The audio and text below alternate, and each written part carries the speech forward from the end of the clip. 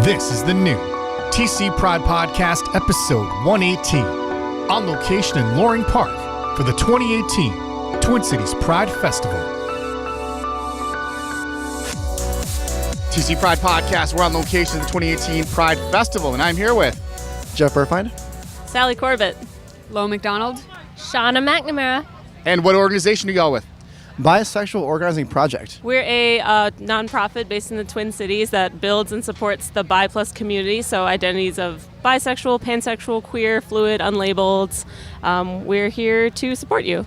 Yeah, I imagine you're probably doing a lot of educating today, getting a lot of questions from people. What kind of questions are you getting from people today? Kind of a wide range of topics. Some more like bi 101 stuff, like, the basics about, what bisexuality is, and then more like, nuanced stuff like related to people in the community, I guess, like between our different identities and our struggles, I guess. Everyone that I've met in the bi community has just been great. Like, it's a community that I didn't know that I needed before I got into it, but everyone has been great.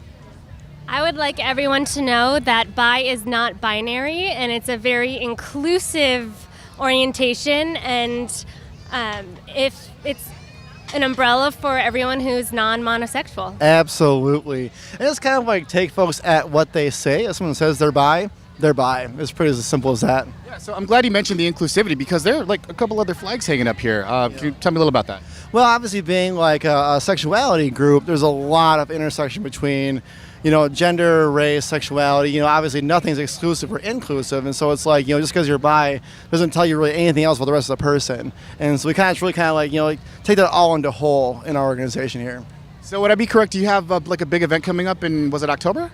Yes, we do. That's our annual Because Conference. It's October 12th through 14th at the Wellstone Center in Paul. We host the largest and longest running conference for the non-monosexual community in the country. The schedule is online. Registration is open at because.org. And it's going to be a great time. It's pay what you can. Registration is available. We feed everyone all weekend. There's great community programming, entertainment, keynote speakers, workshops. It's a wonderful experience. Yeah, I was actually going to say another event in addition to Because is Bi-Lesque is one of our most popular events that I produce in January that you want to put on your calendar. It's one of the most diverse events. Well, it's been named one of the most diverse events in the Twin Cities, and it's a burlesque show, but it has a lot of other performances within it as well. So it's usually in January, so make sure to check that out on our website. Yeah, that sounds awesome. Where can people follow everything you guys are doing online? We have a website, bisexualorganizingproject.org. We're on Facebook, Twitter, meetup.com. We also have an Instagram, and all those things are kept pretty well updated. So you find one, you find it all. So thanks so much. Good luck with everything you do, and happy Pride. Thank you. Happy Pride. Thank you so much. Janine Stiles with the Queer Birth Project and Mandala Midwifery Care. The Queer Birth Project started with a couple of us birth professionals that are LGBTQ identified, and we primarily serve queer folks. And we started the Queer Birth Project to provide some education and community building to LGBTQ folks who are wanting to build their families and or have just recently built their families or new parents. So we do a lot of educational options. We partner with Family Equality Council on the Maybe Baby class every fall, and that covers kind of everything you need to know about becoming an LGBTQ parent. And it's just a really great community builder too, because you get to be good friends with the other people in the class. And then we also provide education for professionals that interact with our families. So like we do a training on providing culturally aware care for doulas, for example, so that they can serve our people better. That was the new word that you threw at me last time, I think. Oh, yeah, probably. Yeah. Doulas provide labor support to you if you are having your baby through your body. So they're there through the labor process and help you right after the baby is born. And they do a lot of education and things like that, too. And so, and I've been following you on Facebook. I understand you were sort of a brief hiatus period, but you're back and better than ever. Tell me about that. Yeah, we were kind of a small fries organization, just a couple of us doing all the work, and now we have taken a little break and regrouped and done a lot of soul searching about where we want to go and what services people really need. And now we have a committee of folks. And we've brought in a lot of other birth professionals and just a variety. So we have there's a midwife, there's a bunch of doulas, there's some postpartum support, there's lactation people, we have a therapist participating, just like a ton of resources for folks. And we're better than ever. We're revamping our new parent group and getting feedback from folks as to what they want to see around connecting with other parents. So it's an exciting time. And where can people keep up with you and find out everything they want to know about the new and improved Queer Birth Project online? Yeah, you can certainly always check out our website, which is queerbirthproject.com, but the best place probably is on Facebook. Some people love Facebook, some people hate Facebook, but we've got a pretty active Facebook page, and we post a lot of good information about LGBTQ parenting and conception and things like that, but then we also post all of our events out there and promote them that way. Well, thank you so much for your time. I'll let you get back. You've had a line there since I was here, so I'll let you get back to the table. Thank you very much, and hope to talk to you again soon. Yeah, sounds good. Thank you so much. It was my pleasure. Dorothy Jones. I work for Turning Point Incorporated. We're located at 1500 Golden Valley Road. We have a treatment facility for males, primary, females and males, outpatient treatment program. We also have HIV/AIDS testing free. We give away cards for coming in and doing the HIV testing. We have also resources. We have a mental health program at Turning Point. We do training for all different kinds of programming around families and resource recovery and things like that. We are an awesome program. We're located right in the community of the North Side, and we'd love to have you all come out and see us. We are giving out condoms and talking about our agency and our program. Because we do HIV testing, we want everybody to be safe.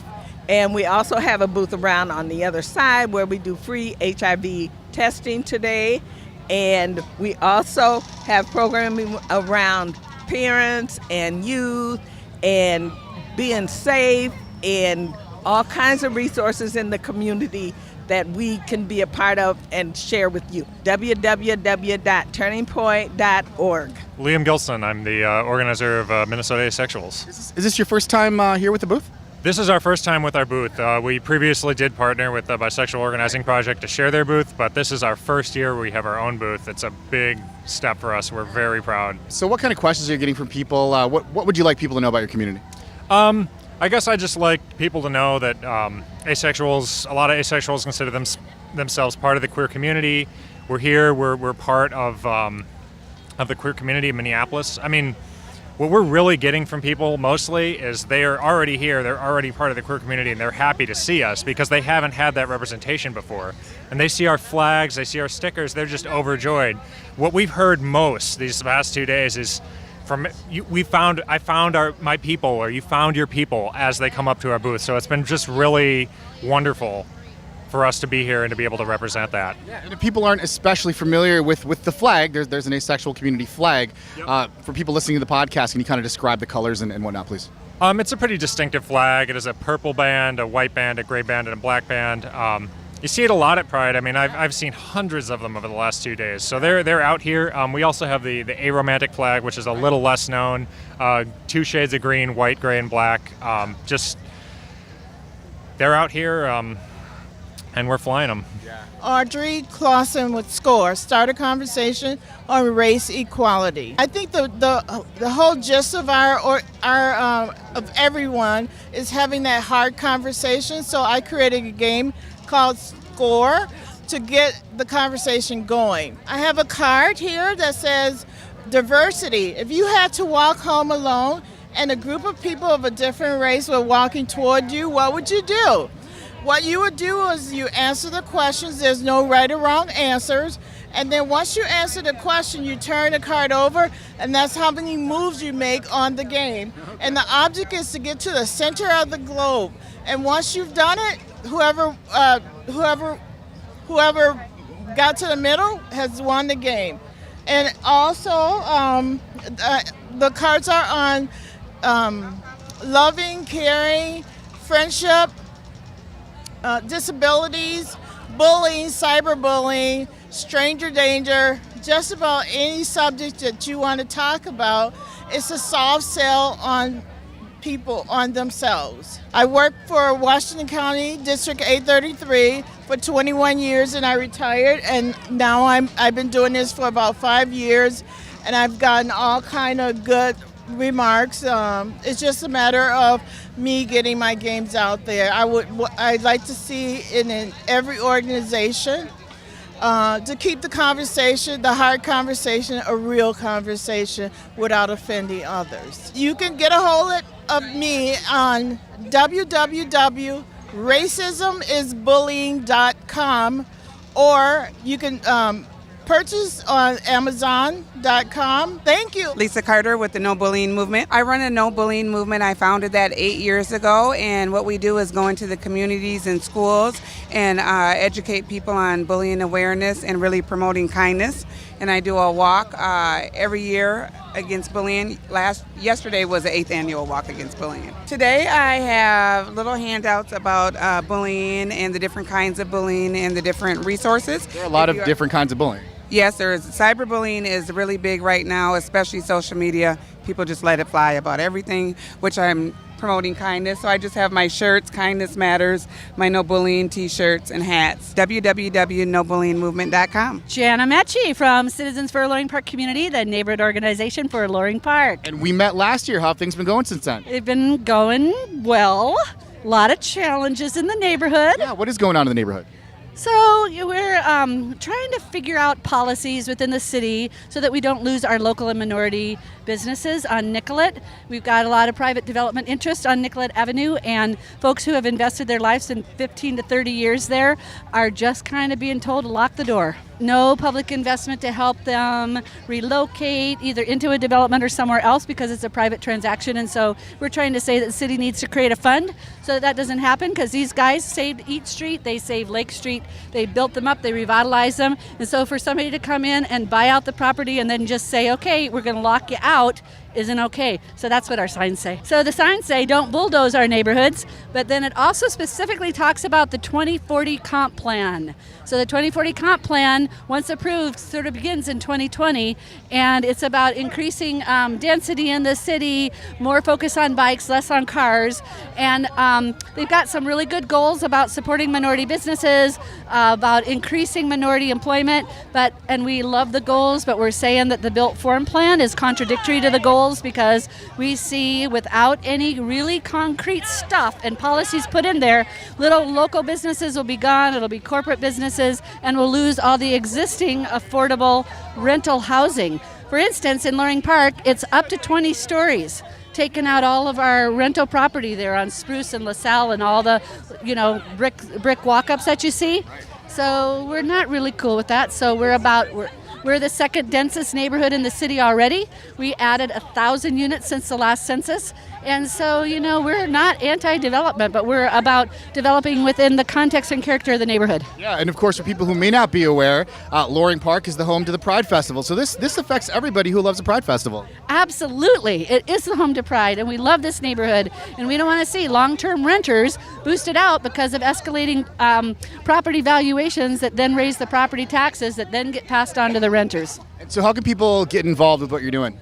So they can email loveloring@gmail.com, or you can write comments. The comp plan you can find at minneapolis2040.com, and you can write emails right to the planning department. Thanks so much. Great to see you again. Good luck with everything you do. Happy Pride.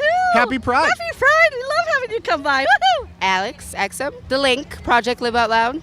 The Link actually helps house youth around Minnesota, and we collaborate with a lot of people to also get LGBT youth off the streets. And also we try to work with people that are being sex trafficked as well, and end that.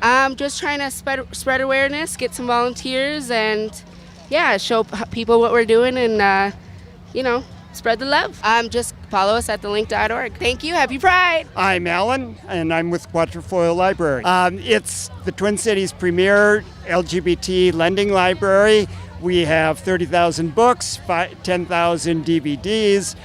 We have book clubs. It's the place for reading. Our big activity this year is, as is every year, is our book sale, and it's how we add to our collection every year, and people also get to get rid of their old books by donating them to us. We always appreciate that. We're always looking for volunteers. We're trying to keep as many hours open for the public as possible, so every 2-hour shift gets a person, and we're real happy to have them. And the board always has people needing help on that. We have to coordinate the volunteers. We have to help get programs going. Our reading clubs come about because of that. And we also have an outreach to not only the Twin Cities Gay Pride, but to the other prides. We were at Golden Valley, and we'll be going outstate soon to other places as well. They can go to quatrefoillibrary.com and or just stop in. We're at 13th and Lake in Minneapolis. Happy reading. Tanith Broom, they, them, Trans Chance Health. We are an organization that helps trans people navigate healthcare, mostly dealing with their insurance. So dealing with denials, appeals, making sure that surgical gender affirmation pursuits can be received for people who want them, hormones, etc. And we also do one-on-one advocacy. We'll show up at doctor's appointments, generally all around trans patient healthcare advocacy. This is our first year here, and we have been super humbled. It's been an incredible experience.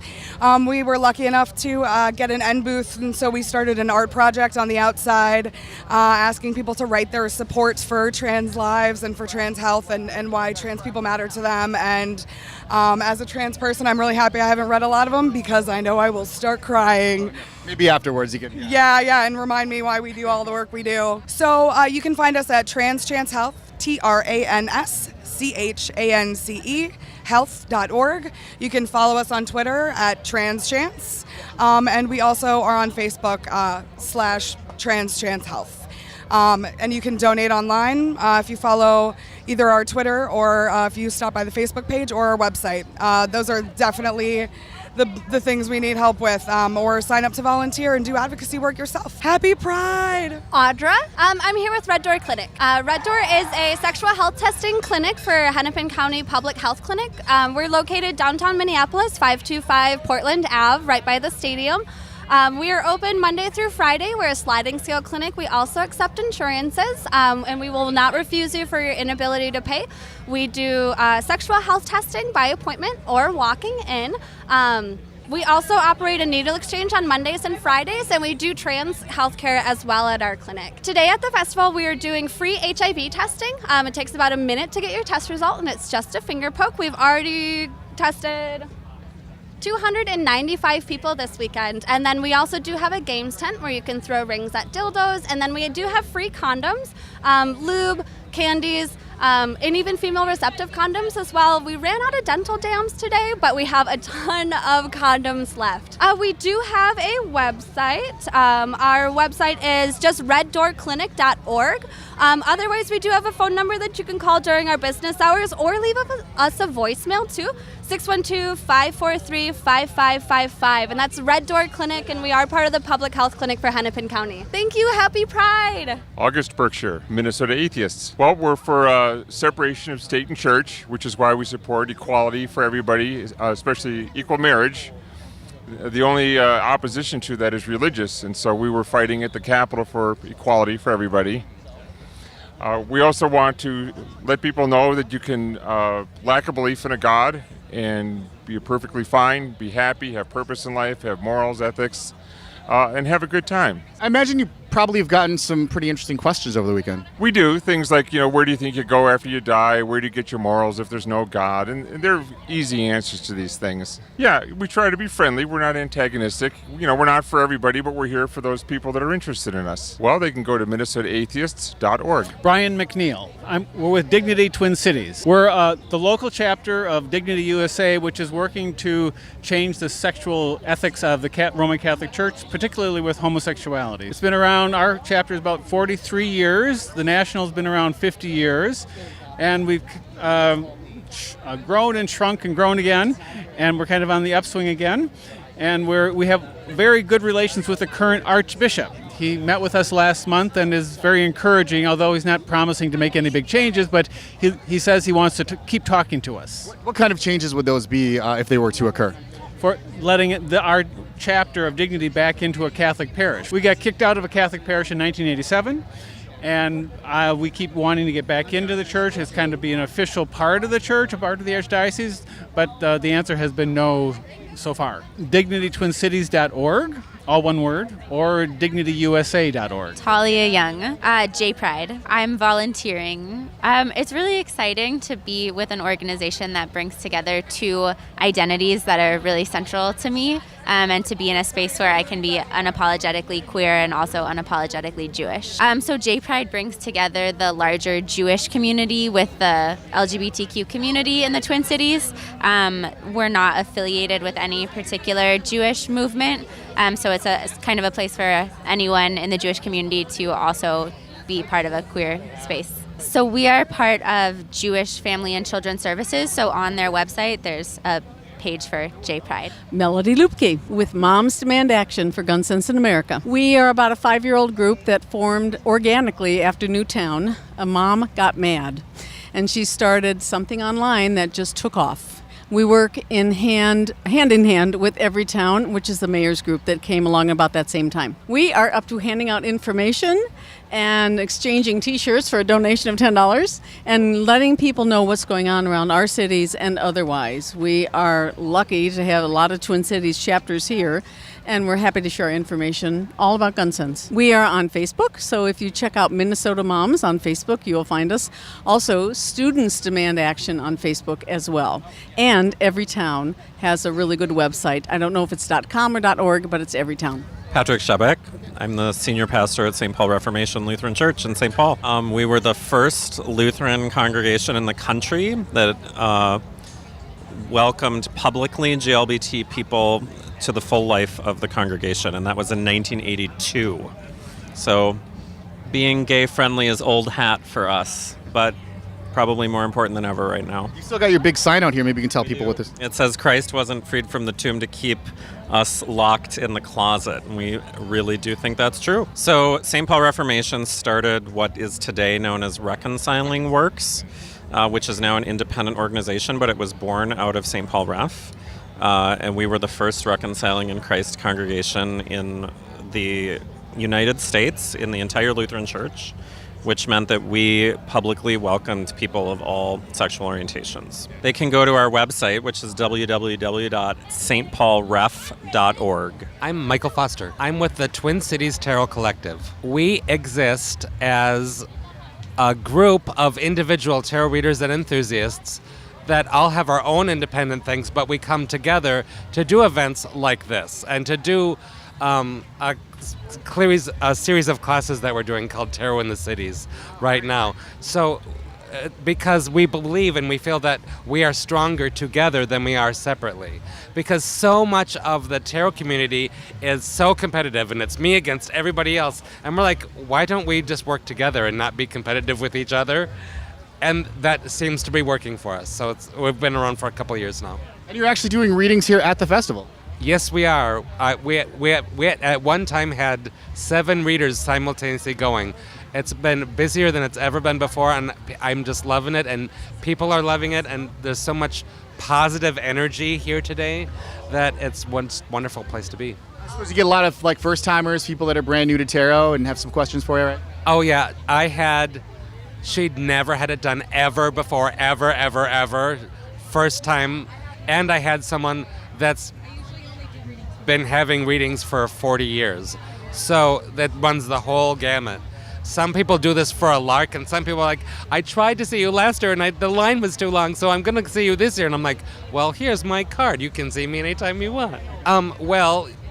They can just Google Twin City Tarot Collective, or we're at tctarotcollective.com. And we do a monthly meetup through Meetup, if you're on that site.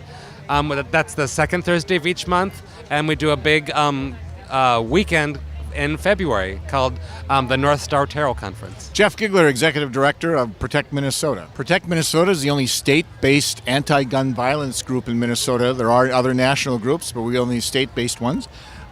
We provide education and lobbying at the Minnesota legislature to try to get more sensible gun laws in Minnesota. What kind of conversations have you been having with people this weekend? Actually, we've just been explaining to them what we're all about and that we're not here to grab their guns or tell them that we're banning guns or taking away their guns.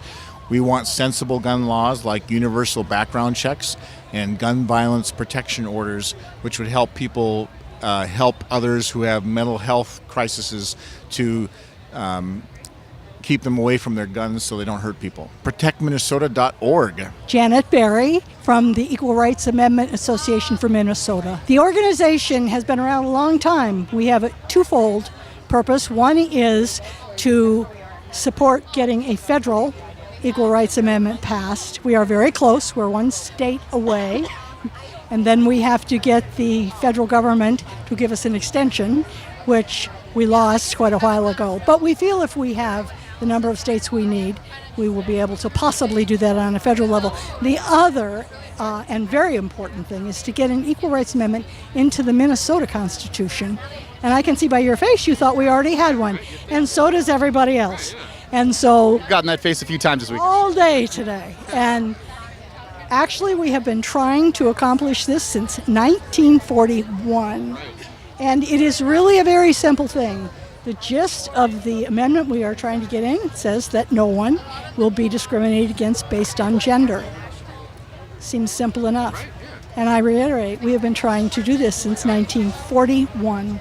This year we are running a billboard campaign, and we decided that we would ask people, we have 4 examples of billboards that we want to use, and so we have asked people walking by to do some ranked choice voting on the 4 billboards.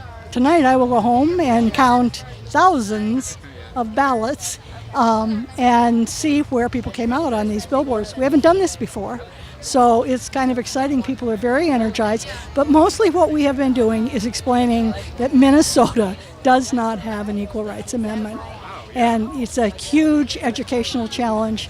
We've had so many people energized. You say, what do you mean there's no Equal Rights Amendment? Many people are unaware of the fact that there is not a national Equal Rights Amendment, which we have been working on, some of us personally, since 1972. But we've been doing it not personally, but we have been doing it since 1941 here. And so we are sharing the booth with the National Organization for Women, and they're all busy, so I'll tell you very quickly, they have many, many objectives, but one of the things they are doing is they are working on a petition to ban gay conversion therapy in the state of Minnesota, and they are getting as many surprise looks as we are because no one had any idea that gay conversion therapy was still legal in the state of Minnesota. So we've had a wonderful day. We've had a ton of people respond. It's going to be very exciting to read all of these, and then there's no reason for our organization, which is relatively small in people, to make this decision when we could get all these wonderful people from Pride. And we've had kids as young as 12 and people as old as 80 voting on these billboards for us with lots of opinions. So it's been a very exciting day for us. Let's get it done. You definitely have my support, and I'm sure a lot of other people here. Thank you. It's time. It is so time. Well, so where can people go online to kind of follow? ERAMinnesota.org and see everything they need to see about how long we have been doing this. This is the Equal Rights Amendment. This is basically what we consider the third wave. The first wave was getting the vote in 1920. The second wave, which I was in the first time around, was in the 70s. That's the one most people are aware of, with Gloria Steinem and Bella Abzug, and that's when we made all the noise. And a lot of things started to happen when the women's rights movement still went. This is the third wave because this is the one that's saying a lot of laws changed in the 70s, but the constitutional amendments didn't change. And laws can be overturned. It's the constitutional amendments that give us the real protection, and that's what we've got to have. Where can people find your colleague over here from Now? They're at now.org. We're easy to find. We're everywhere. We're on Facebook, and we're on Twitter, and we're on Instagram.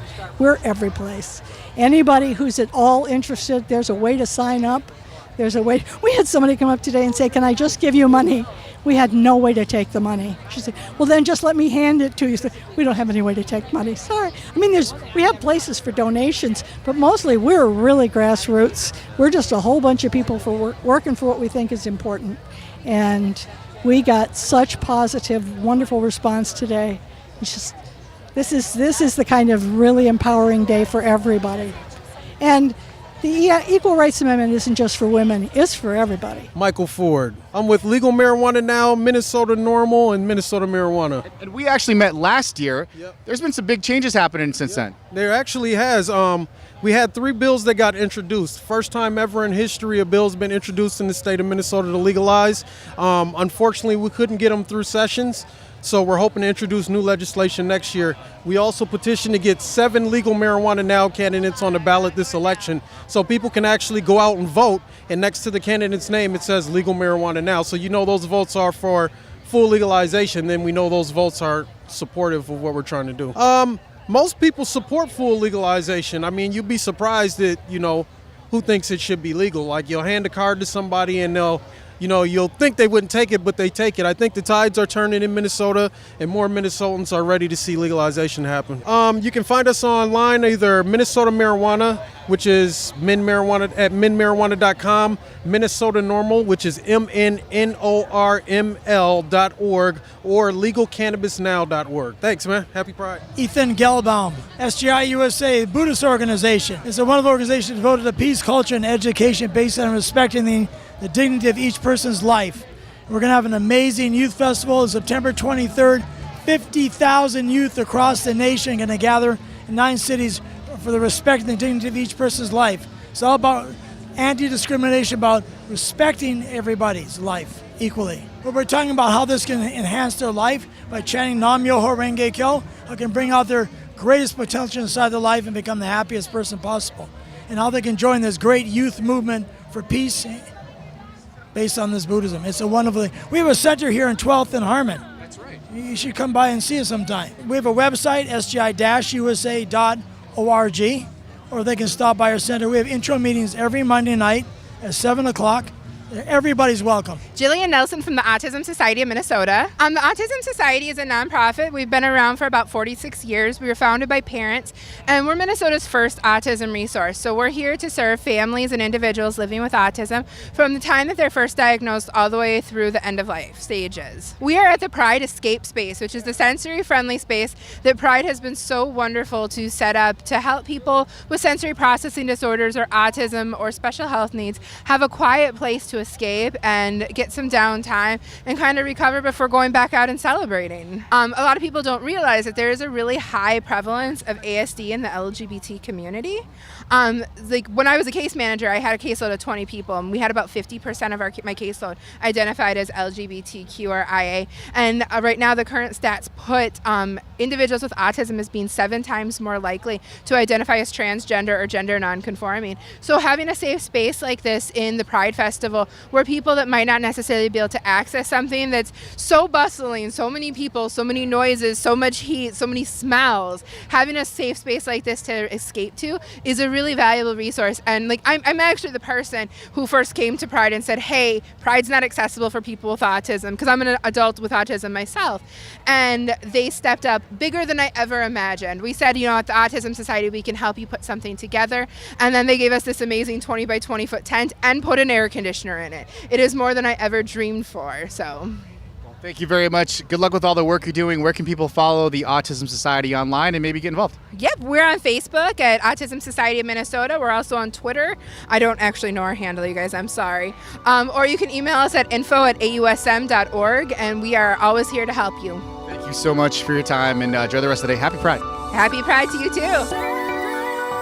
The TC Pride Podcast is a production of the nonprofit podcast community and Twin Cities Pride. Subscribe now on iTunes, on Android, or by email at tcpridepodcast.org. Because we're in this together. NonPod turns your email newsletter, blog, or video content into a more powerful, more personal, more intimate, on-demand listening experience. Your podcast, your story, your voice, simplified, amplified. Learn more now at nonpod.com.